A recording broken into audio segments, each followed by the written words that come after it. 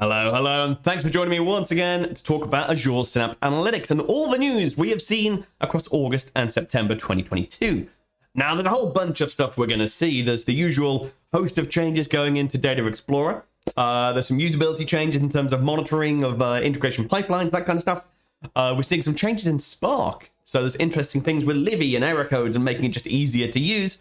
And we have some dedicated SQL pool changes, which we haven't really seen many of for years. So really nice to say we can finally, it is 2022, and we can do a merge statement in one of Microsoft's flagship SQL pools. So there you go. Had some changes. So as always, don't forget to like and subscribe. If you're new around here, say hello down in the comments. Let us know the kind of things that you're looking for in Synapse. Are you using? Are you waiting for this? Are any of these changes been on your list of things you've been waiting for so long, and it's now here? So we've got two blog posts. As usual, we'll step through the two blog posts. We'll have a look at the changes. We'll talk about what those changes actually mean. And yeah, that's the plan. So let's have a look. Okay, so first things first, we have the August updates. As always, both of the different months. So we've got August and September update blogs. Both of them have got a video coming from Ryan on the Synapse product team. So you can go and hear straight from the team what those things are, why they're there, why you should care. So this is just my spin, my opinions, running through things. Obviously, make sure you do read the notes and have a look at what Microsoft themselves have to say. Don't let me influence you. No. Okay, so things that we can do.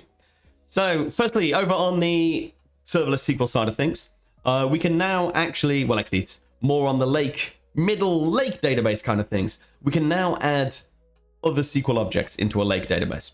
So lake databases is when we have data held in our lake, and we've got into our Synapse database designer and started to say, well, actually, I want to define the database. I want to actually create relationships and treat it like an actual database. And we can now create additional things in there. We can create SQL views, procedures, inline table, value functions. So we can actually just start to treat it a little bit more like a SQL database, despite the fact that it is still data held in a lake. You can access it through Spark and all of that kind of good stuff. So again, essentially, lake database is just getting a little bit better, getting more functionality, getting more things that we'd expect to see in something that we call a database, which is good. Plenty of things we can do in there. Big one for me. I've been asking for this since the very moment that Synapse actually came out and we could start using it. Previously, if you created an external table or a managed table inside Spark, so you're in a Synapse Spark pool and you went, right, okay, I've written a load of data down to the lake, saved that as a Spark table, and then you hopped over onto the serverless SQL side of things, you could query the tables automatically without having to tell serverless anything. It just automatically knew that those tables existed as if you created it on the SQL side of the fence. But that only worked for a subset of file format. It only worked for JSON and Parquet, and CSVs. Like, that's not very useful because the majority of professional lakes that we build these days use Delta. Or maybe use Iceberg or Hudi in other systems. If you're using Spark, you tend to use Delta. And if you created that Spark table over a Delta format, Synapse serverless wouldn't be able to see it. It would only replicate across certain table types. This is now saying it now works for Delta.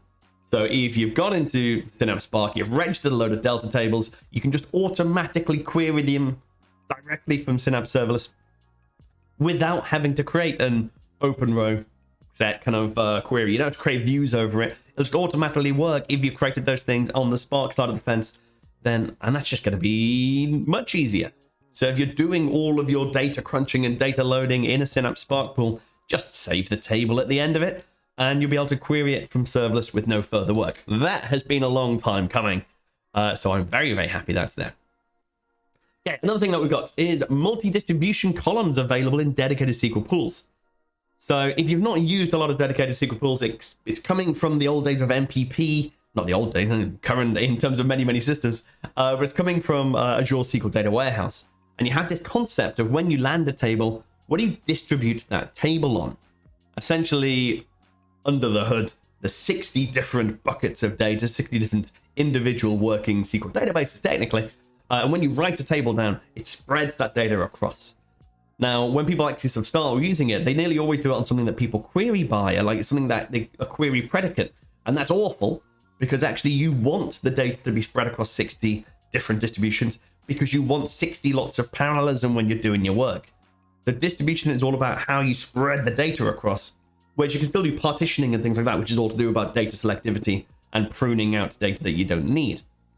So picking the right distribution means finding something that's got enough values. The column has enough cardinality that actually you're not going to get skew, and you're going to be able to spread your data nice and evenly across things. But what if you don't have a column that's like that? What if maybe combining 2 or 3 columns, there's a load of really good kind of values across that, but if you had to pick a single column, well, then you'd end up with skew. You'd end up with data like, most of my data is in partition 1 because I did it by date, and that was Black Friday, and most of my records are on that day. And that just doesn't work. So this is great.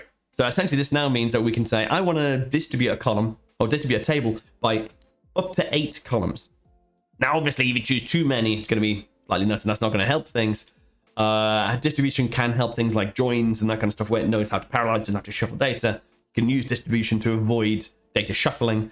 So that it's not just pick all your columns and it'll suddenly distribute better, but it gives you a lot more power. It's a very powerful tool now in your tool belt of performance optimization in dedicated SQL pools. And again, it's been a long time coming, so that's really, really good to see. And there's other stuff in dedicated as well. We've now got this distribution advisor. So a little bit like if you're used to using, I don't know, kind of normal SQL Server, you're in Management Studio, and you run a query, and then you look at the execution plan, and it goes, oh, you should probably add an index here. It's a similar kind of idea. Essentially, this is a tool now baked into dedicated SQL pools where you can go, well, how should I distribute this table? And you've got a few options in there. You can either say, just tell me based on the last up to 100 queries. The dedicated SQL pool will automatically track every query you run while it's turned on. If you turn it off, it loses that history.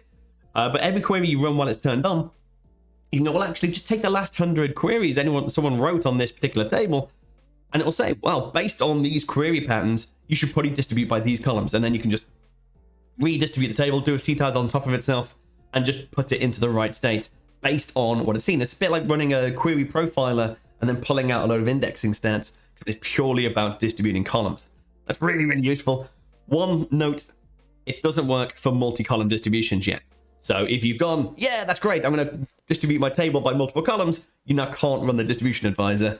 So yeah, but it's just come out. It's a limitation, kind of makes sense. Okay, so the bits and pieces. There's a new migration guide. If you're coming from Oracle and you want to move into dedicated SQL pool, there's a whole migration guide to help you actually map things and map data types and help you through that giant workload. So again, look into that if that's the particular scenario you are following through. And then, yeah, moving over onto Spark. So there was an issue with Synapse Spark pools in that the VMs that were spun up in your Spark pool had a fixed amount of storage. They had just had a local disk attached to the VM. If you spun up 10 workers, each of those workers would have the same size disk, and that's it. Now, if you did anything inside Spark that caused it to write data to disk, so if you wrote a persist and told it to write it to memory and disk, if you tried to cache something, if you tried to do a massive query and it had to spill it out of memory and write it to disk, that's the disk it wrote to. Certain shuffles would be writing it to disk so that it can then shuffle it to other workers. Lots of things happen to use disk space inside Spark. Now, because these disks were fixed size, it just meant occasionally you get this kind of out of disk space error. It would just go, nope, you've run out of space. Sorry. And then the query would fail. And then you'd have to either kind of rejig your query or put a bigger Spark pool on this and spread it out across more worker nodes. So each one was spilling less to disk so that you could fit it within that amount of space. And that's no good because actually that was the efficient way to do things. You don't want to just be paying for more compute just for the size of the disk. So they've now added in this thing, which is going to automatically, from August, it's going to go in and it's going to add additional disk if you run out of disk space in any of your workers. It's going to see it and go, oh, right, that's running out. Just going to temporarily add additional disks, and then it can use it for any of those disk spilling kind of scenarios. Essentially, you don't need to worry about any of that, but some things that you ran in the past that might have failed because it ran out of disk space are no longer going to fail. And you don't have to do a thing, which is pretty nice. Okay, another one that we're seeing. So we've got Azure Synapse Analytics Optimized Write available for public preview. Now, this is a Delta thing. So when you're writing out to a Delta table, Spark by default will always just go, look, how many chunks of data, how many RDD blocks am I using in memory? And it'll go, cool, write out that many files. It's not going to bother trying to clump together bits of data, assuming that's what you want. It's going to go, right, what's the quickest way I can work? What's the laziest I can be? Spark's a lazy executor. I'm going to use that to create that many files. Now, there's a thing known as a small files problem. Sometimes that many small files just isn't efficient. Parquet is way more efficient if you've got loads of data inside a given Parquet file, because it just compresses better. The run length encoding works better if you have more data in that given Parquet file. So a lot of times it makes sense to try and group that together. That's why we've got the optimize command for Spark. So optimize write is slightly different to optimize in that while you're running the query, before you've even written the data, it goes, actually, change the query plan, prioritize this to actually do the clumping together of those RDD blocks to do a coalesce, so that we can actually have fewer, more efficient files when it writes out. That's something that's been in the Delta Databricks flavor of things for quite some time in terms of auto-optimize. As we move towards Delta 2.0, where they've open sourced all of that stuff, we should be seeing these kind of features appear in other Spark providers, such as Synapse Spark Pool. So it's, again, something that really has been missing from Synapse Spark Pools we can now do. Makes a lot of sense. Means you can write a much more efficient Delta Lake, which is good. Okay, other bits in Data Explorer now. So one thing, they had a free cluster, and a free cluster only had a certain amount of storage space in there. Now, if you ran out of that storage space, you kind of have to trash your existing thing and spin up a new one and deploy that and get it working. So it's like a free trial that you couldn't then transition from that free trial. They now have a transition path. So you can now upgrade your existing free cluster to a full cluster, get rid of the limitations, essentially productionize something you did in POC, and actually do it properly rather than having to trash it and replace it. So, nice little button. Transitions you into a prod mode, obviously with the various pricings that's associated. Other bits and things that we can do. So you can now query custom directly from Excel without importing the data, without doing the, I'm going to create a new query and it just pulls the entire thing out and crashes your local machine. So you can now actually sort of query it and just get the KPIs out of it. So yeah, interesting. So essentially, they've kind of just made a MDX to KQL translator that gets pushed back, and then it just sends you the result of that query, which again is nice and efficient. So if, God forbid, your business users want to be using Excel to do data analysis, I know, madness, right? And yet every single person still does it. You can now do that over something that's in Data Explorer, and it's a lot more efficient. Other bits, we've been seeing this steady pace of improvement of the query visualizations and the charting inside Data Explorer. And again, we've got some more changes in there. So again, some fairly small ones. We've now got color coding. So essentially, if you have a grid of results, you can right click on it, say, I want to explore my results in color by a value, and it'll just automatically segregate different rows to have a different value for a certain column that you've picked, and just color code it. So you can really easily see, in this case, Indiana, Oregon, Washington, back to Oregon. You can just really see common values grouped together just to help you explore data. Kind of an Excel style thing, but useful to see. Then another one is a crosshair support. So if you're moving over a chart and you're trying to see where am I, just moving your mouse cursor around, it'll have the crosshair so you can tabulate where you are against the various axes as you're looking around. Makes sense. Super useful. Little quality of life thing. Just makes a lot of sense. Okay, other bits and pieces. So having the ability to change, or essentially just change data types, do kind of a mid-flow cast in the middle of your Data Explorer, you can now do. So essentially you've got kind of some format mapping, so you can play around and pulling out Unix things, you can things like that kind of stuff. So if you're working in Data Explorer, you've got that ability to do some nice data type mappings, pushing that through, which is good. And then similarly on the data integration side, if we're looking at integration pipelines, mapping data flows has now got a cast transformation. So previously, if you wanted to take one data type and change it to another, you'd have to do an expression builder, go in there, remember the format to actually, you'd have to write the function to say, take this, cast it to that, here's the mapping, all that kind of stuff. They've now just added a new transformation type called a cast, where you can just go cast this one to this one. And it's a little bit more UI driven, it's a little bit easier. So if you had a load of business users, if you had a load of low-code data engineers, citizen engineers, whatever you want to call it, that were trying to do that kind of stuff, and they were just finding it a little bit painful to be writing lots and lots of expression functions to just do data mapping, to do kind of data type transformations, they've now just got that to work out the bat, which makes a lot of sense. Now this has had cheering throughout the Data Factory community. The default activity time has been changed from 7 days down to 12 hours. So previously, if you were running any kind of activity in Data Factory or Synapse integration pipelines, and it was just like, right, call this web service, and it just didn't respond, but it didn't exit properly, it would sit there for 7 days. The timeout for an activity running is it's a week. A thing will sit there just going, no, I'm still trying for 7 whole days, and it'd be charging you, keeping not the activity runtime, but also the pipeline runtime active and charging for 7 days. I know you can obviously override that in each of the timelines. You need to go in and you need to change that, but that's been like a default recommendation from anyone building these pipelines. Just every time you add an activity, go in, change the timeout to something reasonable, not 7 days. Madness. And it's now been changed to 12 hours, which is much more reasonable. Still quite long, but it's not a week, which is fantastic. So that is a very welcome change. Just means we don't have to manually change every single activity we add on to an integration pipeline, which is great. The changed expression builder UI. So if you're in there, you're building out a thing. It used to have just this giant list of, here's all of the functions. Like, cool, you just have to search through to find your functions. They've now just grouped it so you can actually go and say, what are my date functions? What are my logical functions? What are my string functions? Just, again, making the expression builder more accessible, more easy to use. Just opens it up to, again, those like citizen engineers, the people who don't want to be piling through giant piles of code and having to remember a load of functions. Just making it easier and more accessible is great for this kind of thing. There's a new UI for Inline Data Set. So Inline Data Sets kind of felt a bit like jammed in previously. Was now they've just made it a little bit cleaner, a little bit easier to use. So if, again, you're using mapping data flows, and it's not something that is just a straight built-in data set type inside of integration pipelines, you can use an inline data type. That's how we first had Delta compatibility inside mapping data flows.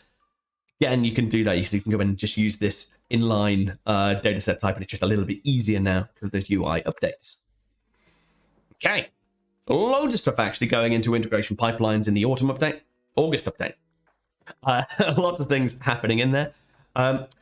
Finally, there's a load of machine learning things. So we've seen Synapse ML, which was previously MML Spark, and that had loads of things in there in terms of kind of essentially the Spark library for anything machine learning. Now, there's loads of updates in here around that. So some of it's to do with .NET, C#, and F# support. So just additional language support, making sure that whatever language you are using, you can come and actually use these things. And .NET just makes so much sense, given you've got the .NET ability to write Spark in .NET in a Synapse Spark Pool notebook. So again, there's different examples in there. So if you've been waiting to be able to actually sort of integrate and work with the Synapse ML libraries, but you're writing in F# in an Azure function, you can now actually sort of do some of that integration, which is good. Makes sense. They've got the OpenAI language model, so not just a load of cognitive services, but actually a load of additional things you can do. And they've got things like GTP3, which is the interesting kind of ML model for writing text. You've seen loads of these things of kind of like, I wrote a play by parsing a load of Shakespeare and kind of generated text. It's that kind of human understandable text. So used in chatbots, it's used in like the general kind of sample code generation, used in lots and lots of different use cases. And really interesting thing that they are plugged in. We're also seeing things like that in GitHub Copilot when it's writing out functions and things for you, which is like super advanced versions of that. This is what we're talking about. So great that it's expanding to include some of those kind of more cutting edge use cases of machine learning. We've got full support for MLflow. MLflow is the open source model experimentation tracking observability framework originally built and open sourced by Databricks. So if you're using Databricks and you've done that in ML before, that has MLflow baked in. There's an open source version, so you can run it in its own VM. You can stand it up as its own MLflow server. And again, full support of that now baked in to Synapse ML. So you can go and plug in, you can create new experiments, you can deploy models, all of that kind of stuff is great, because the more compatible Synapse ML is with the various different flavors of MLOps tools, then the more usable it'll be, the more adopted it'll be, the more people can actually pick it up and use it in their own environments. So great, really, really useful. Okay, no cluster, no problem. So this is, they've got this thing called Binder. Now that's essentially if you've just got a bunch of notebooks and you just want to check that they're working, check the Python, kind of just do a little bit of light experimentation without hooking it up to a fully fledged Spark pool, you can use this thing called Binder. It's a new service that essentially hosts a Jupyter notebook for you that you can then tweak and run and test on without actually having a full cluster behind it. So it's an interesting thing. I've not had a play with it yet, but I'm having a little dig to say, what is it? But certainly if you're just trying to get the syntax right, trying to play with the kind of the integrations, that side of things, and you don't need the full Spark engine running behind it, take a look at Binder. Has some interesting ideas baked in. Now, there's a whole load of other Synapse ML release notes. Worth going through that as a separate thing. Go and dig through the release notes, see what's in there. There's lots and lots going on. Another thing, so Synapse Spark Notebook, when you used to run it, when you kind of kicked it off by being run by an integrated pipeline, or an integration pipeline, the integration pipeline could run as a managed service, but the notebook would always run as a user. So there's this weird thing where you have this kind of just nice system managed, administrated, good production style orchestration code, and then having to pick an object like, I'm going to run that as Simon. That's going to run as Simon, which isn't the way we should do things in prod. So now we can do this. We can now say, I want to execute a Spark notebook with a system assigned managed identity, or the workspace's own managed identity. So you can now set that up the notebook level, saying this is executed as this managed identity. And that just means whenever it runs, it's going to authenticate as that managed identity. It's going to be logged as that managed identity. We can write to other services and put things to log analytics as that managed service identity, rather than having an admin who just has to have access to a load of stuff because that's who the Spark notebook's running as. So yeah, really nice. That is good for security and productionization and getting things to run properly.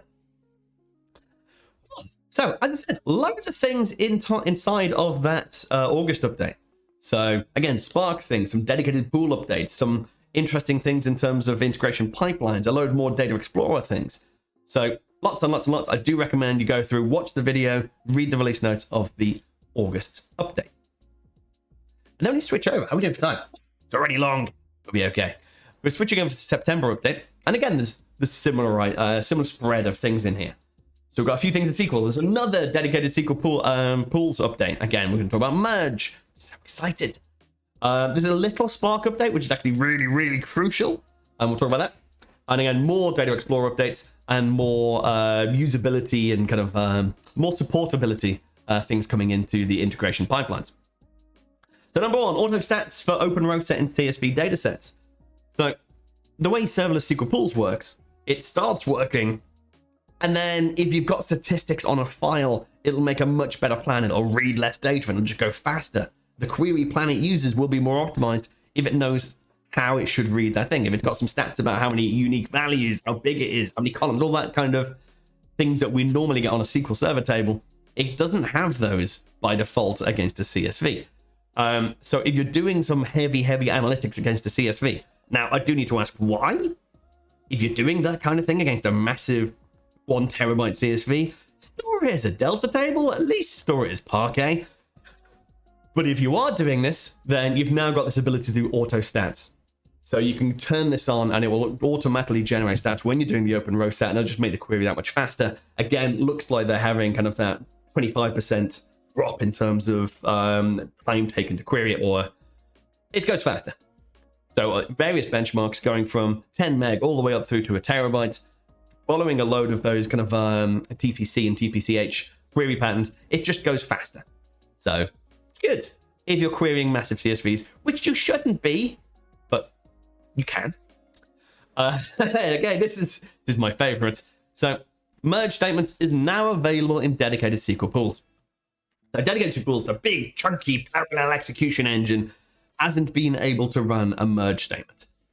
And that just causes a lot of pain. In fact, what we always ended up doing in terms of dedicated SQL pools is writing gigantic partition switch statements. So you'd write your data down into a new table with column store and compression, all that kind of good stuff.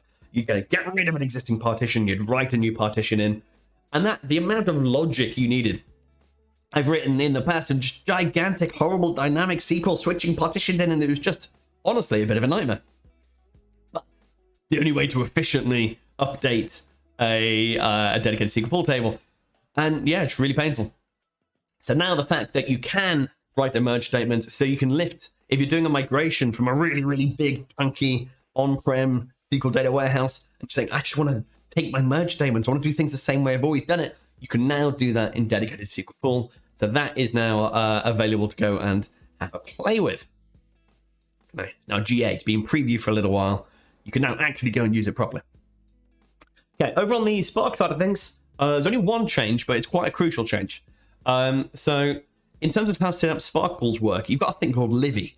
Now, Livy is a tool that allows you to essentially act as kind of the intermediary buffer between anything that you're writing and essentially a giant REST API for Spark workers.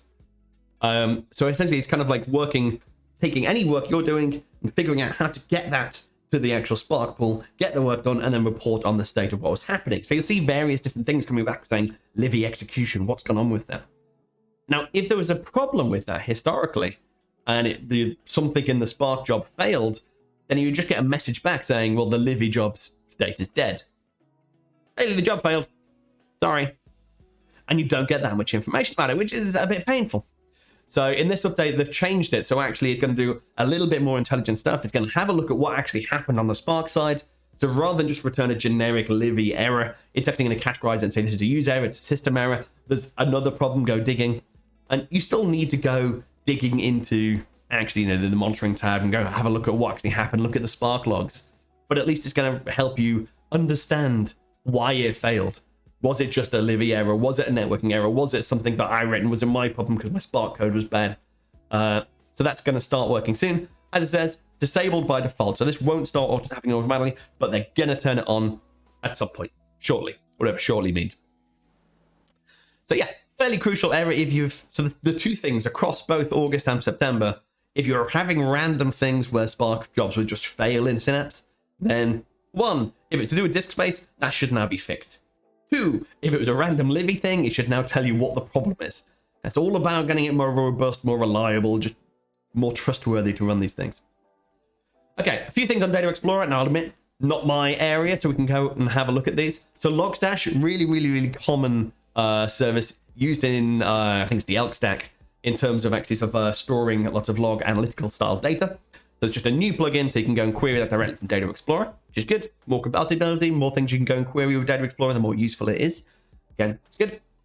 Kafka. So there's various different types of data you could query from Kafka, so JSON, Avro, strings, that kind of stuff.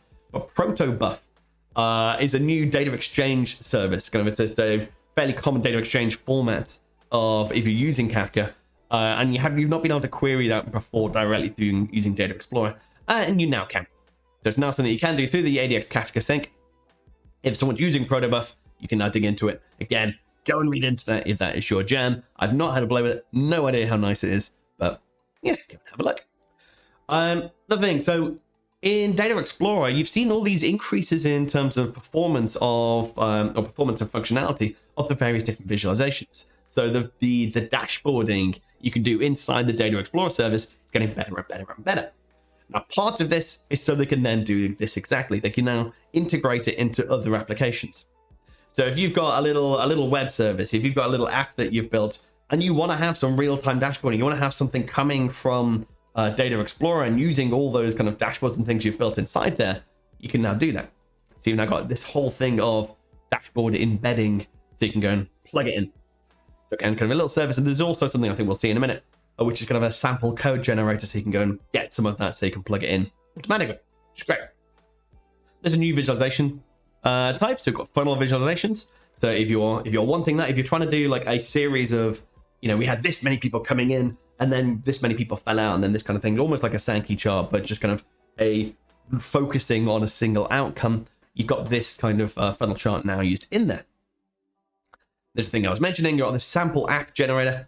So if you're trying to build an integration into Data Explorer and you're using that in .NET or Node.js, you've now got that as part of the sample app generator.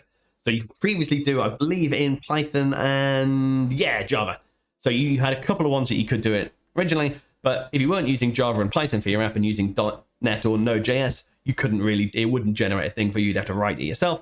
That's now available in the sample app generator.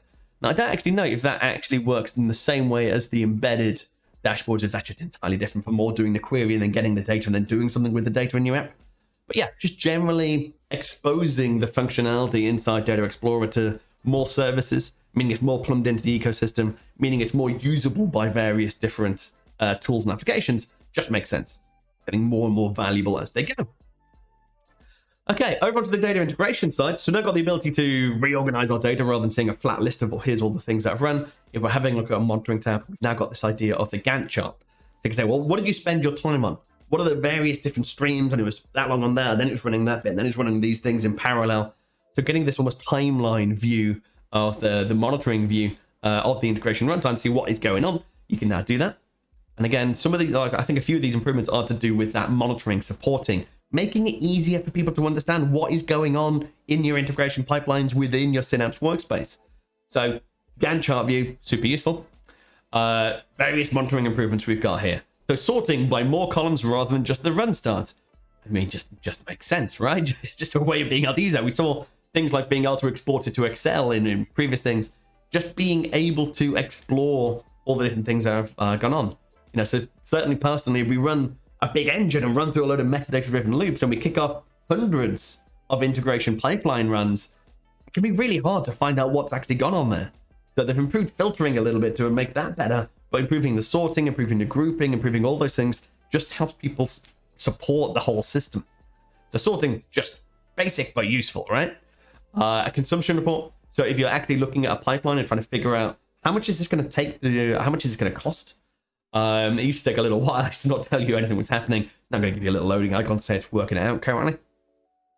When you're rerunning stuff, so if you had like hundreds and hundreds of pipelines with each of which had loads and loads of reruns in there, it could get really slow on the monitoring tab. So now it's not going to bother getting all the data, and it'll only get the data when you try and drill into it. So the experience of navigating the monitoring tab is slightly different, but just faster, more useful. It's not going to do a load of work it doesn't need to do. Just makes sense. Time zone, if you change the time zone, it's going to remember it rather than have to do it each time you go into the monitoring tab. Yep, that's useful. And again, kind of even digging into things that got kind of, essentially, it used to be really, really painful going into certain things if they had lots and lots and lots of activity runs. Again, they've just made all this stuff a lot easier. It's a real focus on speeding things up, making the initial page come back quicker, only getting the data when it needs to get the data, allowing you to sort and filter and work with the data which you need to. Should be a lot nicer. And again, I hope to see this kind of just continuous improvement of that monitoring experience. Just me digging into it is nicer and even better. Okay, switching over onto the mapping data flows part of integration pipelines. They've got, I'm still a little confused by this. There's got to be this weird edge case this has led to this. So if you're reading from a CSV, you can now override the maximum columns. So if you have more than 20,480 columns in your CSV, you can now customize that and say, I've got more columns than that. I mean, I don't know. You can now do that. Sure. Other bits. Again, kind of, so if you're using a data factory copy activity or an integration pipeline copy activity, you can now get it to convert certain data types that don't quite fit. So you've got the Oracle number type. You can get that to handle a little bit better. It had some issues around that. And web activities. So if you're doing a web activity and calling the delete method, previously you could only just send the header and any kind of parameters into that. And if the API you were calling was actually, well, it wanted you to put a load of parameters into the body of the request in order to perform the delete operation, you couldn't do that. So they've updated it. So you can now send an optional body whenever you're doing a HTTP delete request. You can plug it in. Again, how often you end up doing that? Don't know. But that's now something that you can do if you're using that, if you're waiting for that. If that was a limitation, that should now be fixed. Okay, that is us. That is us up to date in the world of Synapse from both August and September 2022. I'll get a whole basket of changes in there. And again, for me, it's really good to see that focus on like usability, the usability of the monitoring tab, the surfacing of actual errors, enabling people, if it breaks, tell people what actually went wrong and allow them to fix it quickly and efficiently. Just so important in getting people to adopt these kind of platforms in production in anger. So really, really good focus on that stuff. And again, cleaning up a load of those, it's almost like the fan favorite hits they've gone through. Fixing things like the 7-day timeout in an integration pipeline activity, fixing things like merge inside dedicated SQL pools. These are things that I've been asking for years. I had a look in the merge in dedicated SQL pool. It was first requested 3 years ago, and it's now been implemented, so we can now actually go ahead and work with it. So just, if there's people who've been using Synapse for years, they'll be just cheering and going, oh my God, it's a tiny thing, but it means so much. And it's great to see these things being ticked off and finally getting to where people want Synapse to actually be.